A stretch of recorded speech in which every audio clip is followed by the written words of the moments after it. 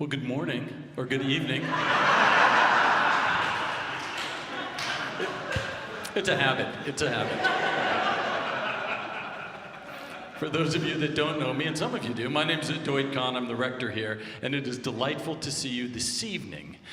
This is the last concert we are going to do as part of the Music at Epiphany series, and it's a little bit different than the ones we usually have. It's more of a show and tell. It is highlighting this extraordinary choir and hearing their music and the thinking behind their music in anticipation of their being the choir in residence this summer at St. Paul's Cathedral in London. Who's been to St. Paul's Cathedral in London? A few of you have, I think a lot of you have. And then they're going to go up to Durham Cathedral and be up there. Have any of you been to Durham? Yeah, fewer. I haven't yet, someday.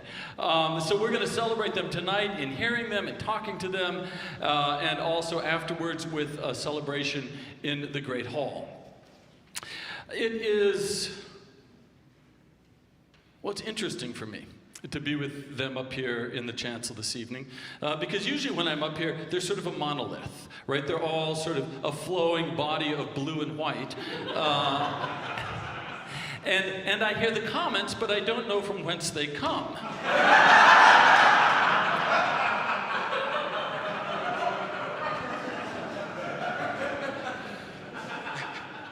And there are comments for sure. So what I'd like to do now, if you will indulge me, choir, if you will stand up. Stand up, this is standing without singing, just plain old standing. So that the congregation, the folks out here can see you. These are the people individually, now see they stand out differently, that we are going to support to go to England. And many of them are going to pay their own way, but we also are committed to every single one of them going. And so we may need your help to do that. For a full ride, airfare, and a time there, it's a $3,500 donation or anything that you can give, but it's very, very helpful. And we want them all to go. And I think the first thing, I'd like all the sopranos to raise their hands. Who are the sopranos? Raise them high, raise them to the Lord, just like them, right? So, all right, sopranos, thank you for all that you do. Why don't you have a seat? And then we have the tenors. Who are you, tenors? There's like two of them. No, there's a bunch. These tenors, I mean, that's tough. It's tough work to be a tenor, and you guys do it beautifully. Thank you for that. Please sit down. Now, these folks are the folks that we want to support. They're part of the choir. They're very important. The tenors and the sopranos and the altos. Now, altos, that's heavy lifting in a choir, isn't it, Laura Blackmore? You have told me that before. If you're an alto, raise your hand. So these folks do fabulous things for the choir, and we're glad that you're going to be going this summer out to England, and I'm looking forward to hearing you while I'm there. Have a seat. So these are the folks that are going to go.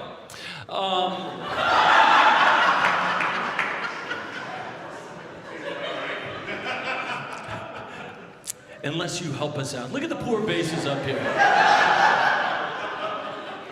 You have to be over 6'3" to be a bass in the Epiphany Choir. Who are the basses? Raise your hand.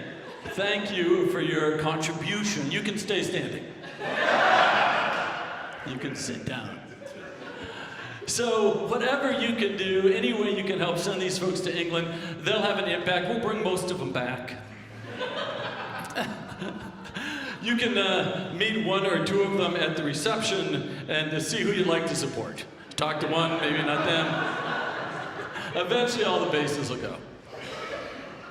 It's an extraordinary music program that we have here, and it's because of all of you and so many of you who are joining us online this evening to support what we do for the glory of God at Epiphany. And one of the beautiful things we do, I love doing it at the end of each Sunday's evensong. If you haven't attended an evensong at Epiphany, it's quite a thing.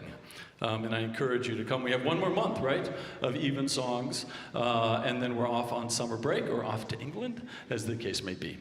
Anyway, I'm just so pleased to see you. I'm so pleased to be part of this. I almost consider myself part of the choir. I almost do. I sing with you every Sunday. I sing loud and you sing louder. Anyway, your support and participation and presence here means a lot tonight, so thank you for being here. Zach, well done. Julian, nice work. I'm glad to be colleagues with you guys. Anything else you need from me?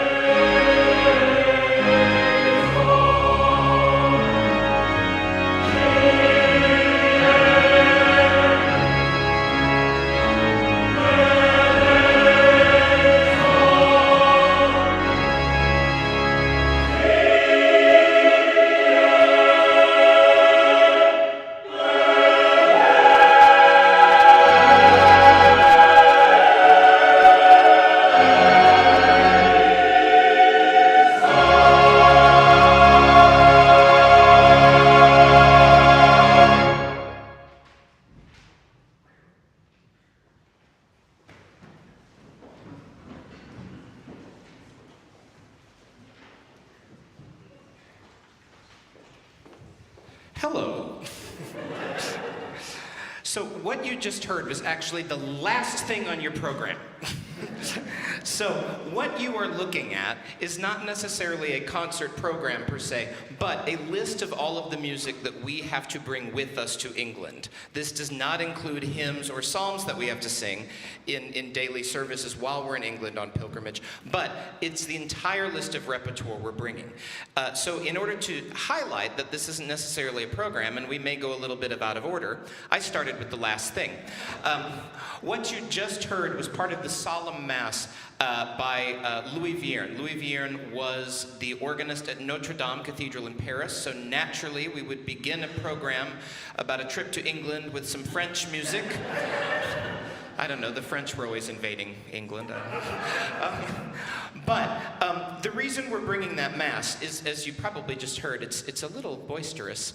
And it was written, actually, for a really, really large cathedral. So did you notice how you'd have, like, the choir singing and then the organ would just come kind of crashing in? Right, like the rowdy person at a party, basically. So the reason it was written that way in these big cathedrals is the choir would be on one end of the cathedral singing, and then the organ would come crashing in from the other end. And because we have the choir and the organ in the same place in this room, that's not actually something we can do here.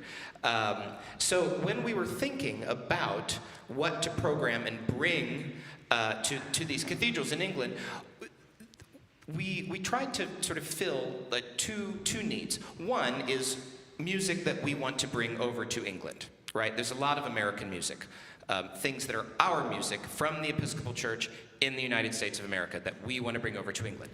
The other is that one of the benefits of going on a pilgrimage like this is that the choir takes away a lot of sort of experience, knowledge. They come back to Epiphany having had the experience of singing in the birthplace of the traditions that we are in.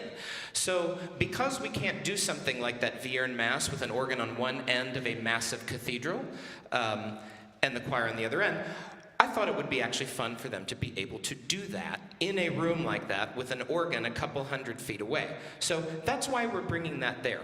And what we're going to do tonight, actually, is we're going to sort of go through the program, or I'm sorry, the not program, and just tell you a little bit about why we chose each piece. We'll have some folks talk about what it's been like to prepare this much music. And just, we're not going to sing everything all the way through. If we did that, I think our trip would be over by the time we finished.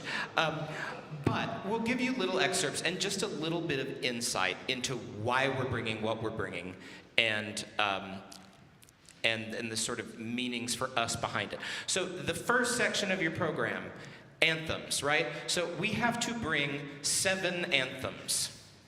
Even though we're singing services for more than 7 days, because we're going to 2 cathedrals, we can repeat some stuff, right? So, but we need, because there will be 7 services at Durham, we have to have 7 anthems. So these are the 7 we would like to bring. When we were looking at what to bring, we tried, again, to fulfill a number of things. The first one on your list is Herbert Howell's Thee Will I Love, right? The reason we chose this is because Herbert Howells is a famous English composer. How many of you have heard the name Herbert Howells before? Wow, not enough. You all. I hope so. But so Herbert Howells and his music is central to the Anglican tradition, right? There is nothing quite like the music of Herbert Howells in an English cathedral.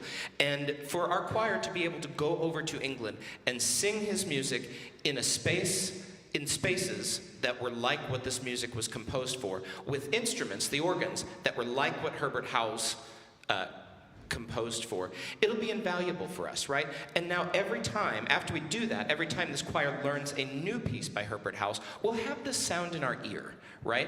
So the Thee Will I Love, the reason we chose it is because it's one of the lesser known works by Herbert Howells. It is not widely performed. We need to have a healthy dose of things that are less well known that we're bringing over there for reasons that I will get into later when we get into the madness that is Magnificats. But let's just sing a little bit of this house to give you an idea. This piece, it's got some really, really crazy harmonies in it, nice long lyrical lines. We love it. Actually, I love it. I don't know about them, but anyway.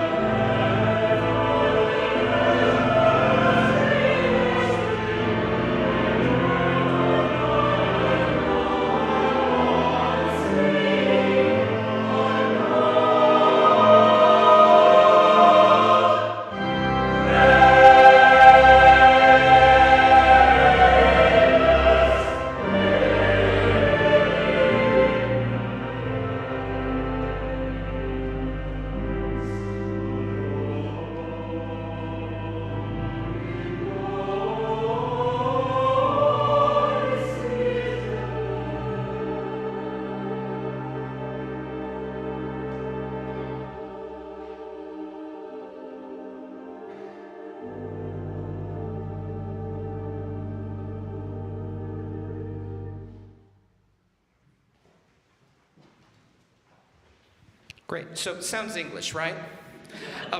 What I love about the Anglican tradition and the sort of English cathedral music tradition really is that a lot of people think it's a lot of stodgy old English stuff. And it's not. Like, for me, if you ask me what the Anglican choral tradition is, it's really just about excellence in music making. That's all it is, right? They did a wide variety of stuff. And as things developed, things got a little bit more spiky. So moving on to Kenneth Layton. Kenneth Layton wrote some wild stuff. The piece we've decided to bring from him is a poem. You probably know the poet George Herbert. Let all the world in every corner sing my God and King. This piece is pretty calamitous, I think. And it's the kind of piece that we've sung it here before, but it's a real scream. And it'll be fun in St. Paul's Cathedral, London.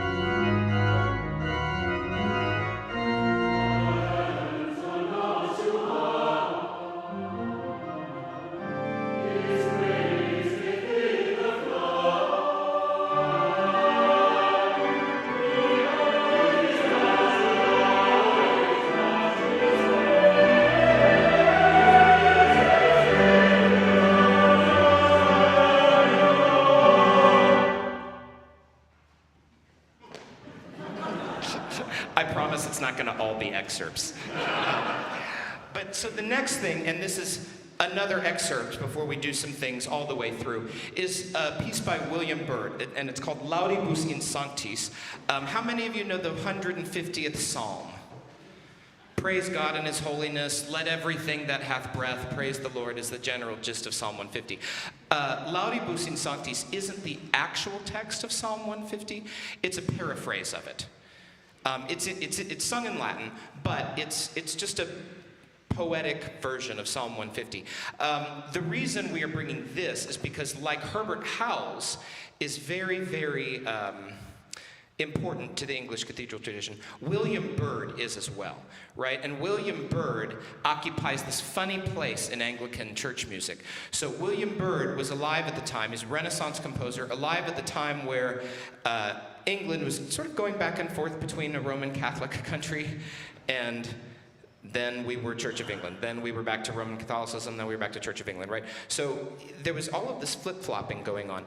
Byrd was a devout and stalwart Roman Catholic throughout all of this. So Byrd sort of has two sets of music that he's got going on, right? So when Byrd starts writing in English, in the English language, you know he's writing, like, for the Elizabethan court, probably, and for the Church of England. When he's writing in Latin, likely for the Catholic Mass. Now, the interesting thing about this is if you think about what was going on politically at the time, do you think they were singing loud, boisterous things at Catholic Masses in England under the rule of Queen Elizabeth?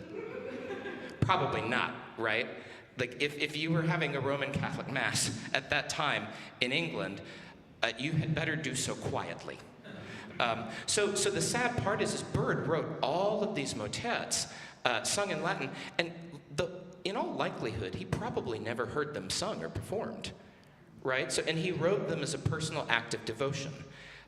And so while it's not necessarily Church of England, it's, to me, a really sort of meaningful, poignant, important part of English church music history.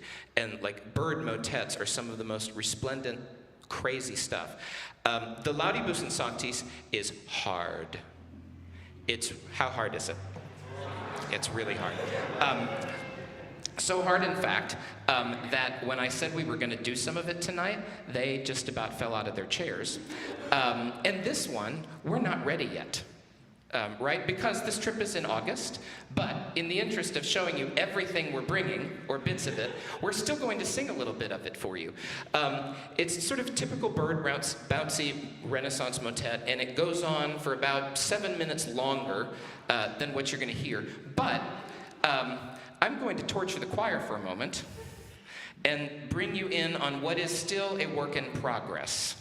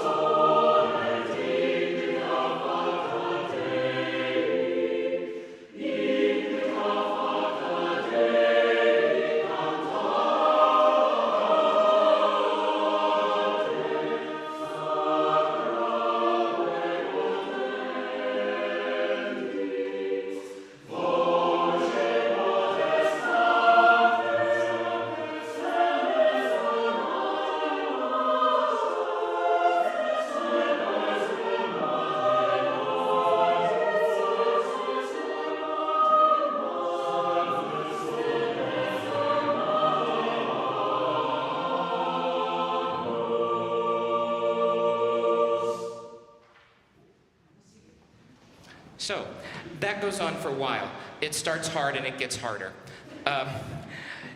And now we're done with excerpts for a minute. You can rest easy to know that we're going to go through an actual piece of music. So the next thing on the list is Anton Bruckner, not an English composer, German Romantic composer, super interesting guy, wrote a ton of great motets. This one, Toto Pulchra S, is a Marian text, Praise to Mary. While we are there, we will be there over, we're leaving on the 10th of August, and we will be there through the 21st. But while we will be there, is August 15th, which is, depending on what sort of church you're in, whether it's Roman Catholic or sort of high Anglican or Church of England or Episcopal Church, is a Marian feast day. It's either the Feast of the Assumption on August 15th, or it's in the Episcopal Church, it's the Feast of St. Mary the Virgin. So while we were there, we had to bring something in honor of Mary, because there will be a Marian feast day while we were there. So we had to do it. And the Bruckner is a fantastic, fantastic piece. It'll take full advantage of a large cathedral acoustic. And it's one of my personal favorites. The choir rolls their eyes because I have a lot of favorites, which I guess means I really have no favorites. But it's one of my favorites. We've done it. I think we did it for Advent lessons and carols this year. But I hope you enjoy it.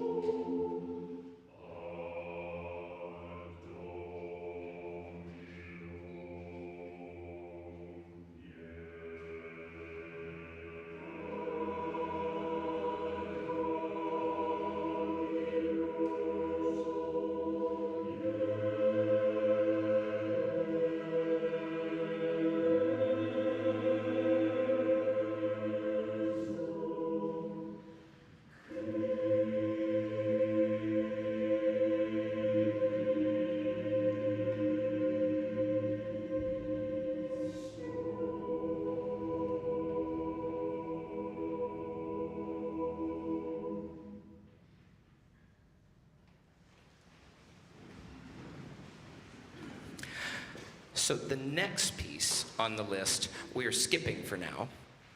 We're going to come back to that one. But the one after that is Paul Halley's Bring Us, O Lord God. I chose this piece,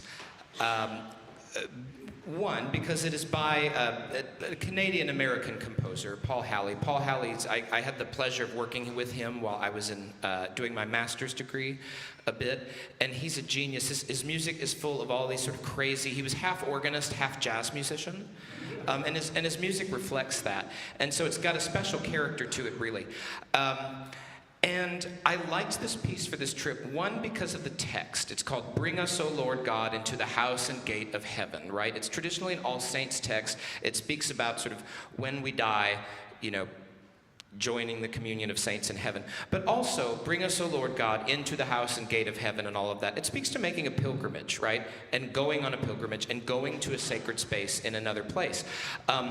In addition to that, it makes use of a very familiar American melody, a hymn tune known as Resignation, which you will hear halfway through, and you know it as my shepherd will supply my need, da-da-da. Recognize that? Yes, maybe? Carol Foster does. But it not only is by an American composer, but it makes use of an American tune, right, from the shape note tradition. So we chose this, and the funny thing is I had no idea the dedication of the piece was to someone that Sherman Griffin, a tenor in our choir, knows very well, and I want to ask him to talk about that for a second. Thank you. So one of the wonderful things about music scores from a good publisher is that often on the inside, they will talk about the composer, and then at the top of the first page of music, if the piece is dedicated or commissioned by someone, it will talk about that commissioning. And so this piece was commissioned by the Choir Guild for the Choir of Men and Boys in San Francisco. Oh, sorry. Which is where I grew up, and singing in the boys' choir there. And, well, I wasn't going to do this, but anyway, it is in honor of Boyd Gerald, who was the associate choir master there for 25 years, and he really, you know, was a great guy, and he was responsible for the boys' choir. We sang 6 days a week in the Anglican tradition before school and sometimes during school. He gave us all voice lessons. We had voice lessons through him. He taught us music theory. And so when I opened it, I was just floored to see that this was the piece. And I think the piece is perfect to take to England because it was written for a cathedral. It was written for a cathedral, San Francisco, Grace Cathedral, that has a very large reverberation. So you sing a note down there and it'll go around in the rafters and the vaulting and stuff for a good 5 or 6 seconds. We do that when we go to England. It's going to be way even longer than that, which will be a lot of fun. And the piece has an optional bass solo, which we're not doing as a solo, but was very much written for Boyd Gerald's voice, and I think is perfect. The piece also has a wonderful treble solo sung by our wonderful Jenny Spence, which she takes up to a high A, and is designed for a Boyd tenor, for a Boyd treble, in the spirit of the boys of the choir. So teacher and students both in this piece, and I think it's great for us to take it. So thank you.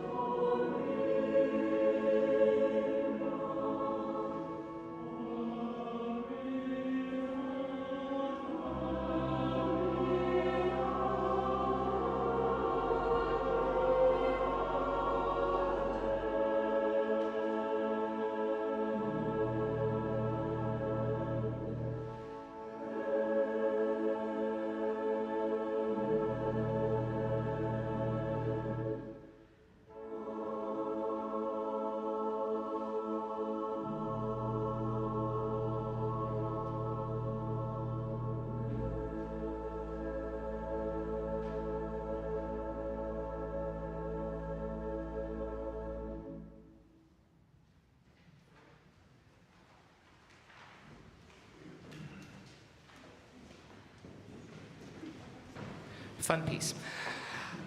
The last anthem we're taking along is a piece by Charles Wood. It's called Hail Gladdening Light. Hail Gladdening Light, the reason this was chosen, has anyone noticed when you walk into a lot of Episcopal churches, you see stalls on either side, right? You've seen this before in places other than Epiphany. And a lot of English cathedrals were designed this way. In fact, a lot of other cathedrals were designed this way too. And it arises out of sort of a monastic tradition of singing the Psalms back and forth. But there's also some theological meaning there, right? Like in the Anglican Church, the reason we have choirs face each other too is that we are not singing to the congregation.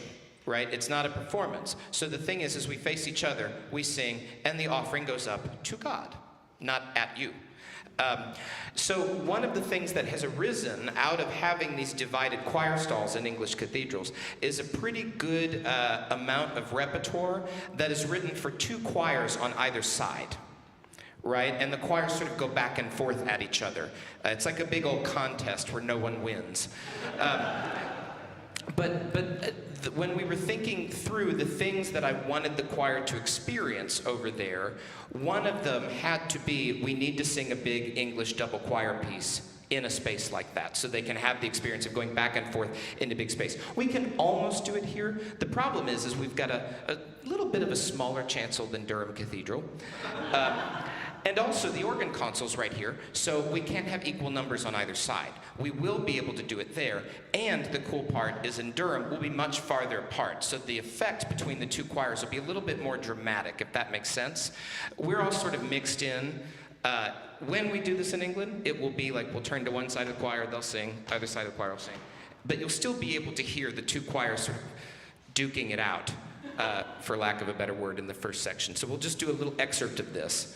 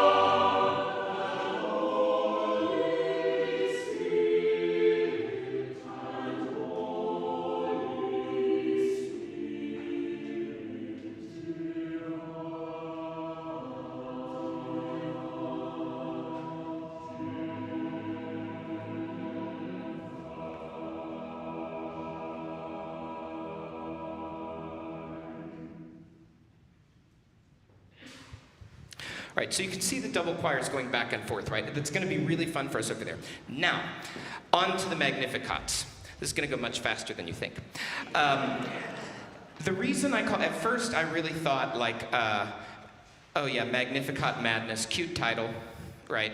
And then I started to realize as we were preparing for tonight that it is actually madness to have 7 Magnificat settings prepared in one evening. It's not quite as mad, but still difficult to have 7 Magnificat settings prepared for a week away, right? Where's my little list? Where'd it go?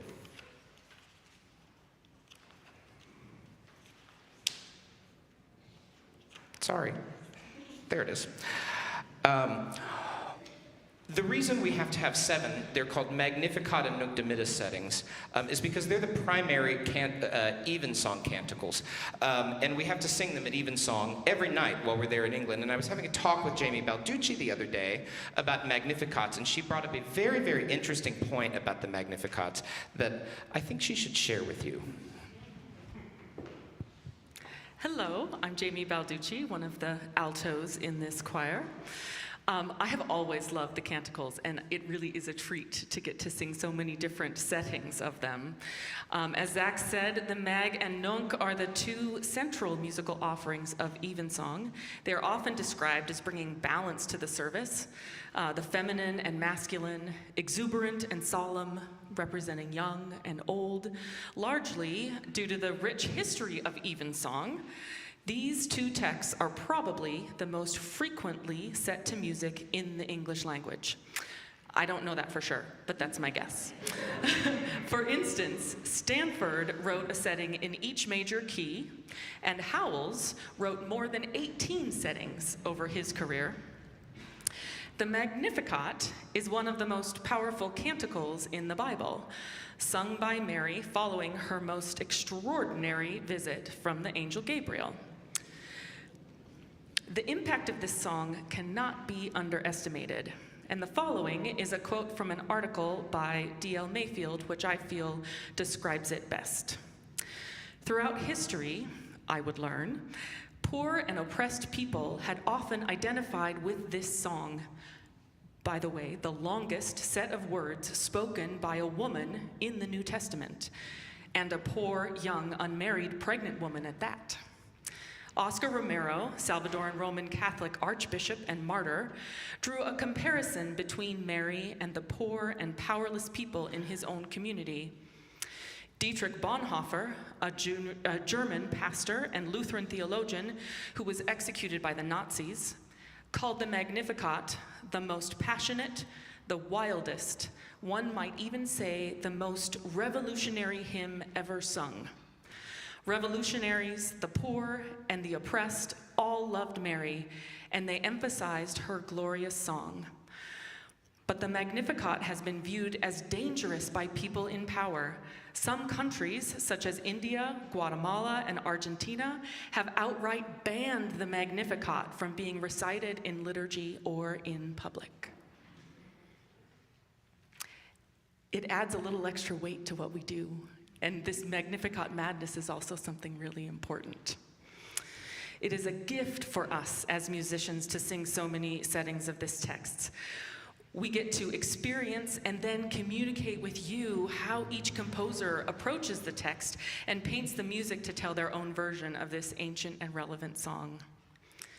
The Nunc Dimittis, similarly, is a song, another song from the Bible. This one is sung by Simeon, who's a very old man at the end of his life, and he encounters the child Jesus in the temple. The text is a fitting deep breath and sigh for the end of the day. Composers often set this as a calming response to the fiery Magnificat. My favorite part of the Nunc Dimittis is to experience how the composer has set the line to be a light. At its best, that line fills my heart with light.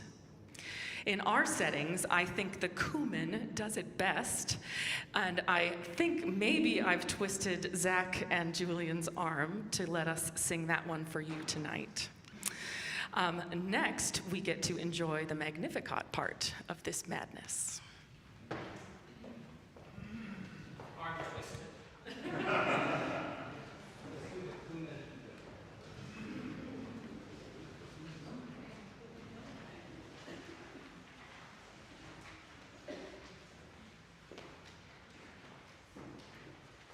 You know, the only thing harder than having to have this much music prepared for a weekend away is trying to find it in a binder.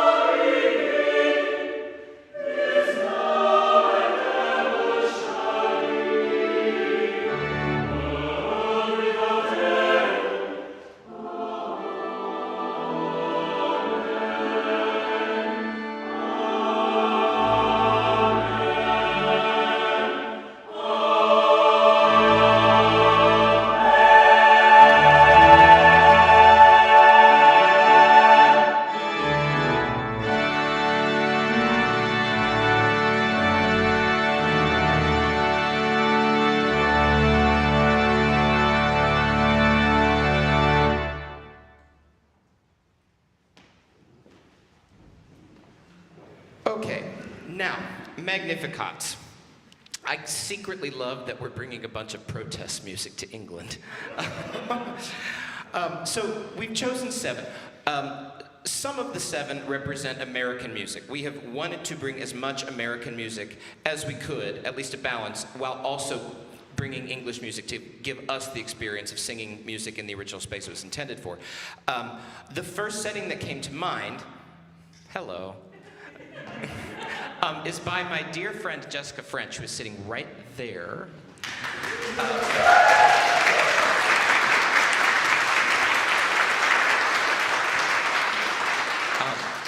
Jessica sings for us in the Evensong Choir here. You can hear her sing every Sunday night. But Jessica and I first met when we were in grad school together. We were master's students at Yale together in the Institute of Sacred Music, and we had a ton of fun at Yale. And it's kind of funny how life works out. That, you know, like you meet someone in college and then you don't realize they're going to be in your life 20 years later in some sort of crazy roundabout way that you don't talk for a decade and then all of a sudden you're back doing things together. And so one of the big highlights for me coming to Seattle was reconnecting with Jessica. And Jessica, in addition to being a wonderful composer, is a stellar organist. She doesn't like people to know that, but she is an amazing organist. One has been to make music with Jessica. Two, now that she's composing much more, sing her music. And the choir here has really taken to her music. So when we started thinking about Meg and Nunc settings to bring to England, her setting was probably the first on the list. So of the Magnificats, this is one that we're going to sing all the way through for you. Here's Jessica French's Magnificat.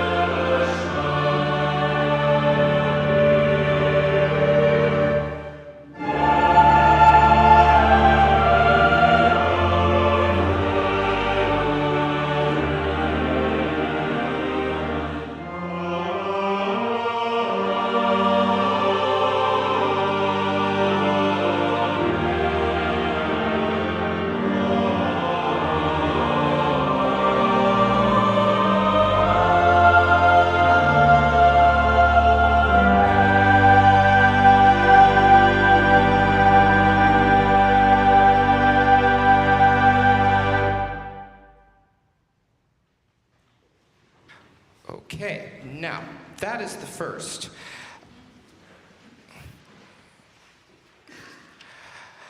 We're going to go a bit out of order now. So the rest of the Magnificats, we're only going to give you the first page or so. So the next one I want to do is about, we're going to skip the Matthias Jesus College service. This is the Kuhlman, St. Peter's, Cambridge service. Carson Kuhlman is also an American composer. You just heard the Nunc Dimittis. We're just going to sing you the first page and a half of his Magnificat as well.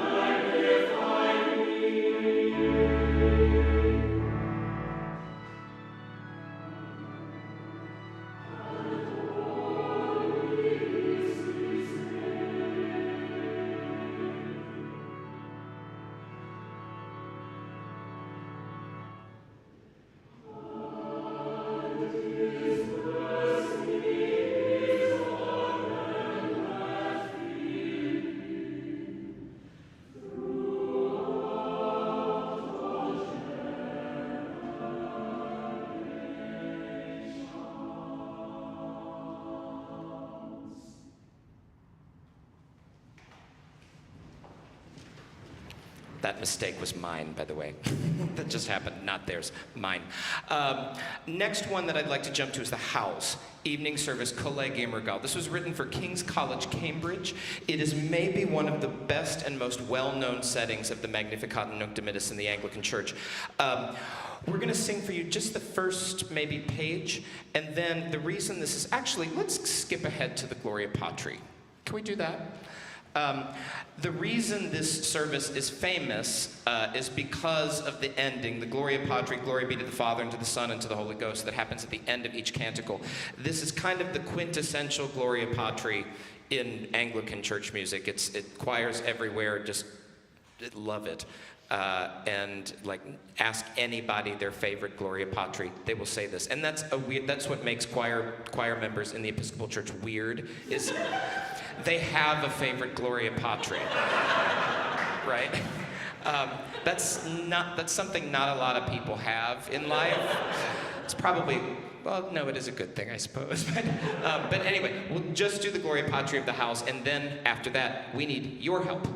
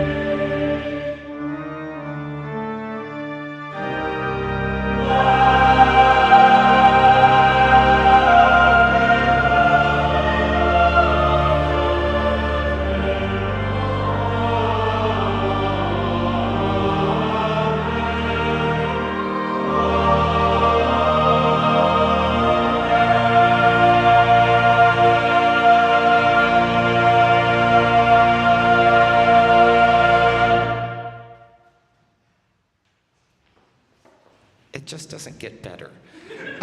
Okay, so now, the remaining 4, you have a half sheet with you. I believe you were given one. Part of the issue with preparing all these Magnificat and Nunc Dimittis settings is when you go to England and you're a visiting choir, you are not the only visiting choir, right? So most English cathedrals have choirs of men and boys, or girls and men. But the problem is what happens with children who are in school during the summer? They're away, right? So these cathedrals, they have traditions where a lot of these English cathedrals, evensong has been sung daily there for hundreds of years without interruption. And that's an important tradition to carry on, right? So when you think about like what you're stepping into, right? Like you are stepping into like a river of worship that has been going on every day in a space for hundreds and hundreds of years. It's really cool when you go over there, you sit in the choir stalls and you see some like, scratching like in the woodwork that some, kid probably did while they were misbehaving like 250 years ago. And it's wild. You sort of like run your fingers through and you just sort of wonder how many singers have sat in this choir stall where I'm sitting, have sung these same exact texts, and it's sort of humbling, right? And it puts a new perspective. But we have to prepare 7 settings because we are not the only visiting choirs at St. Paul's in Durham. These cathedrals have rules around repertoire being repeated in a certain time period. So we could very well submit our music list, and Durham may turn around and say, change that one. Another choir's already doing it 2 weeks before you. So I've chosen things that are mostly obscure. We hope Jessica's setting will not be obscure one day. But the idea, we've really, really tried to choose a lot of music with the exception of the howls. I hope the howls doesn't get rejected. It could. But they may have to turn around and ask us to pick something else. So while we only need 6 Mag and Nuncs there, we've prepared 7. And there are probably another 3 that if we really, really get desperate, we can pull out and learn. But we have to decide which 6 we submit first. And this is where your help comes in. It's been a lot of work. But before I do that, I want to ask Ben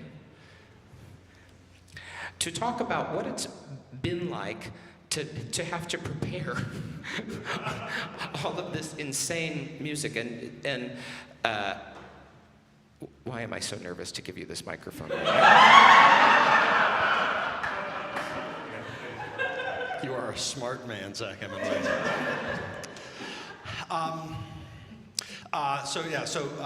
Zach asked me to talk about what it takes to prepare.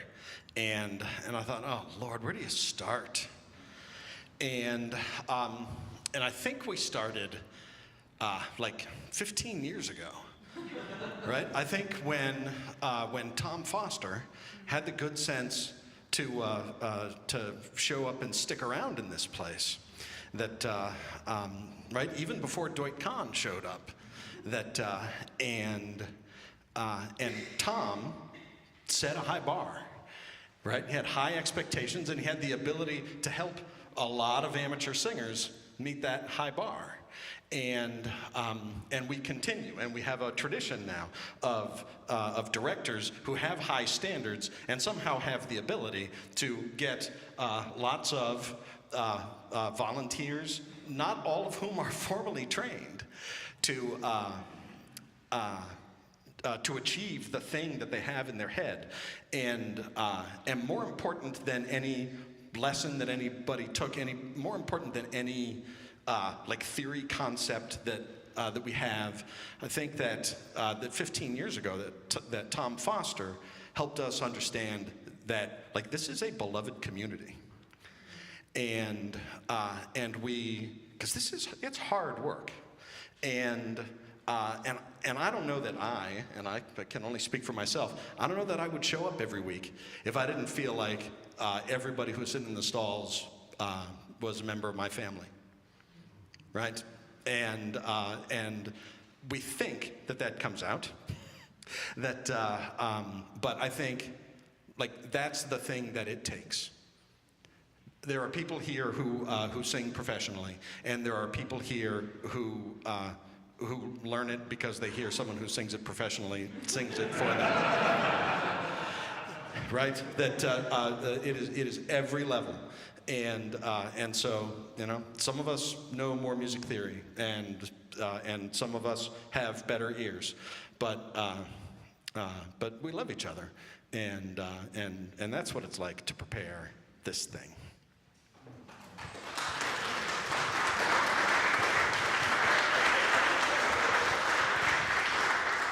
So, you have a little piece of paper.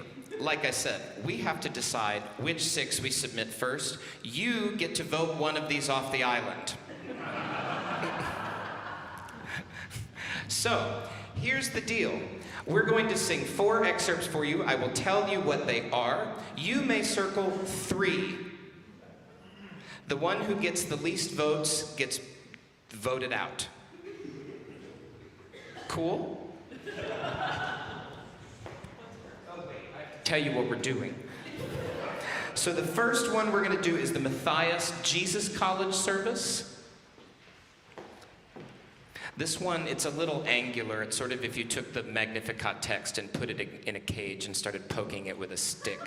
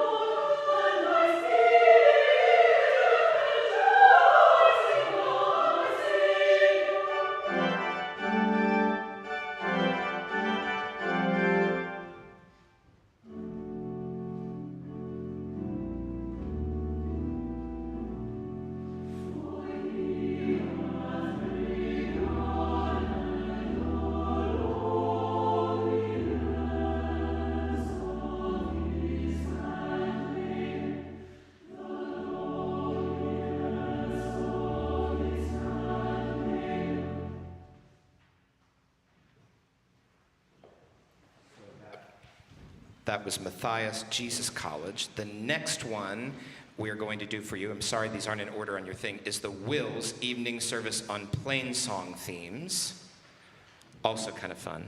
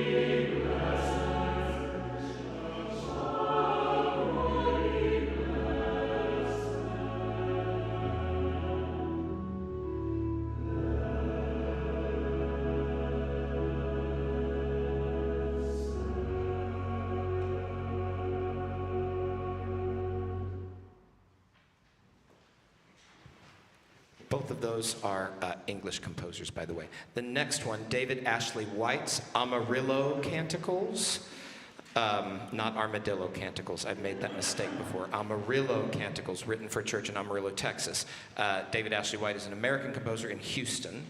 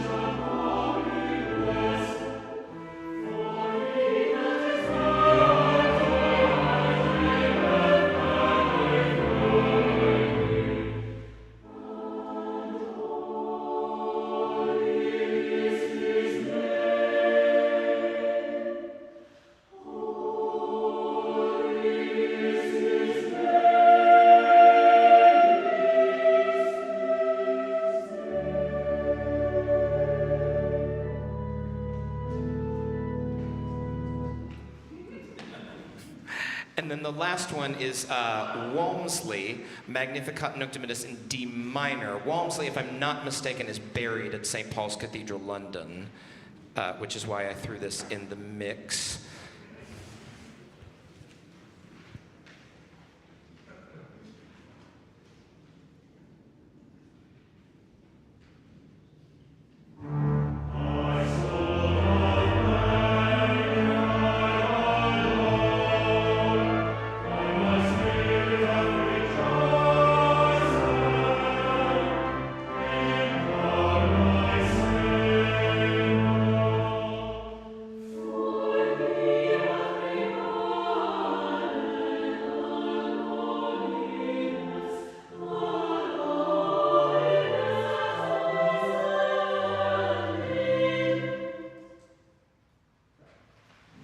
So those are all of them.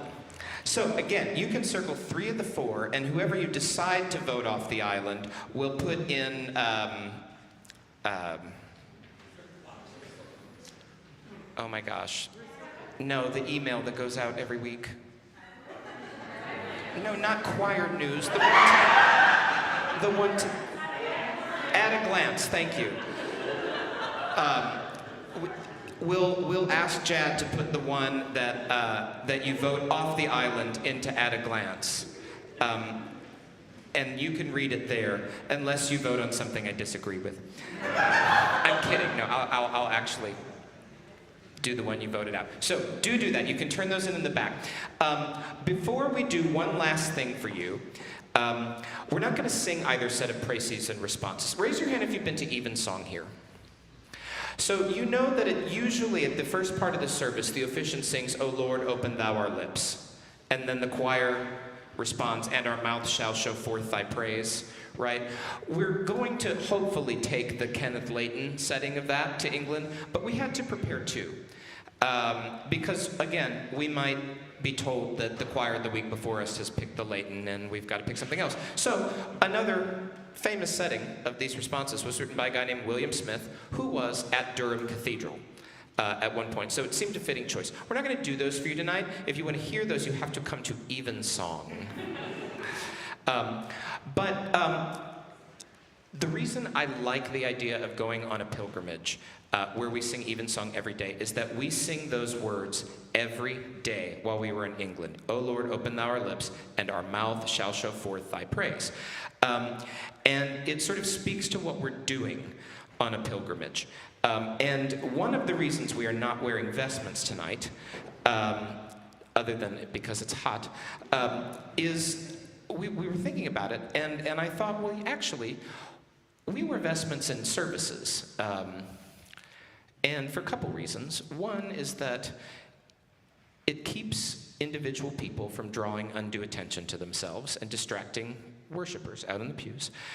Number 2, there's some liturgical and theological reasons why we wear surplices, right? Like worship is time set apart. So we wear special things that are set apart to perform sacred duties in worship. And number 3, we wear vestments so that the offering of the choir is one thing, right? It's meant to be perceived in a liturgy as one thing. Tonight is not a liturgy, but by not wearing vestments, I kind of like the idea of highlighting the fact that, for a minute, this is a choir of individual people, all who have put in a lot of work. And what we're doing is something really, really meaningful. And so the last person I want to ask to talk to just for a moment is Julie Putnam, who is a longtime member of this choir. Julie, how long have you been in this choir? 5 years. Thank you. Yes, I've been a second alto for a long time here, and it's been amazing to watch it grow. I was asked to say something about why we're going to England, and for me that's easy. Zach thought we should go. But either Zach has confidence in us, or it's an elaborate ruse to get us to exercise more. We have pounds of music. I actually weighed mine today. It's nearly 3 pounds. And we are going to be walking miles in these great big cathedrals, from vesting rooms to where we sing and to God knows where we'll find a loo. So we really have to be in shape for this. So I'm doing a lot of walking as well as rehearsing. So thank you, Zach. So it's an achievement and honor already to be accepted to sing in these places, and I think that Zach conveyed that, but I think we already feel a little bit humbled before we step into these giant places. And we will be challenged to a greater level of musicality. A prior choir director of mine used to pray at the beginning of every rehearsal, saying, "Can we come together as one mind?" And I often think of that because I think when we're doing the very best of what we do, that's what we do. And we all know what Jose Luis has to say in Wisdom: you gotta do the work, right? So making music is really always aspirational. Each moment to sing is a new opportunity. And when the forces are right, there's a magic to it. And that's our aim in preparing to come home to you with that. In my heart, all of you, family and friends, are coming with us. We hope to represent you well. We're mindful that as a parish, you support us. The robes that are on our backs when we sing in services and the music that I'm complaining about is weight. You also provide that, and past parishioners have also done so, and we thank you for that very much.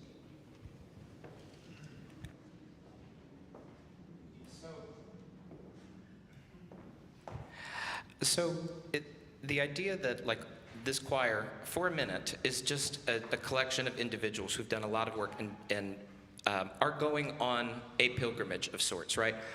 We are going to go over there. We are going to pray as a choir every day. We're going to sing as a choir every day. One of the reasons the Church of England is home to some of the best choirs in the world is because these choirs over in England sing together at Evensong every day, right? We will improve as an ensemble. We will improve as a community. And we will gain that experience and the even deeper love that we have for one another, and then bring it back here and use it to sort of infuse our own music ministry in this parish with more energy and more joy. And that's, as Julia said, why we're going. So we're gonna change one little thing about the end. I'd like to, before we go and have a English-style reception, I think, John's nodding, yeah. In the Great Hall, the anthem that we skipped at the very, very beginning is a guy by the name of Dale Ottoman. Well, he didn't write it. It's a spiritual, Steal Away. And again, we had a real commitment to bringing American music over to England, and Steal Away is a centerpiece of the American spiritual tradition. And Dale Ottoman, actually, in A Small World, followed Tom Foster as director of music at All Saints Beverly Hills. He knows Doit Kahn. Dale was a mentor of mine. He was actually one of my references for this job. It's kind of a joy to bring, and this is maybe one of the kind of seminal arrangements of this spiritual, and it's the added perk is that the arranger of the spiritual has connections to this place, Epiphany Seattle. So we're going to leave you with this, and then we will go party in the Great Hall.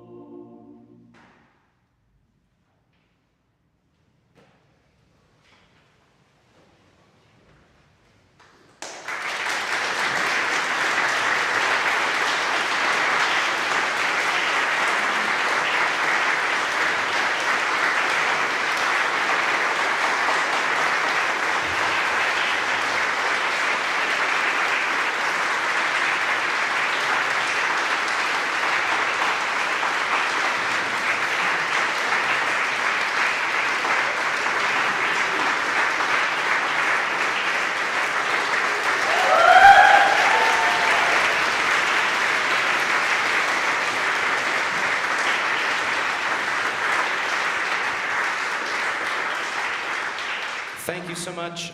Thank you to the choir. It's been hard work. Thank you to Julian for playing so beautifully tonight.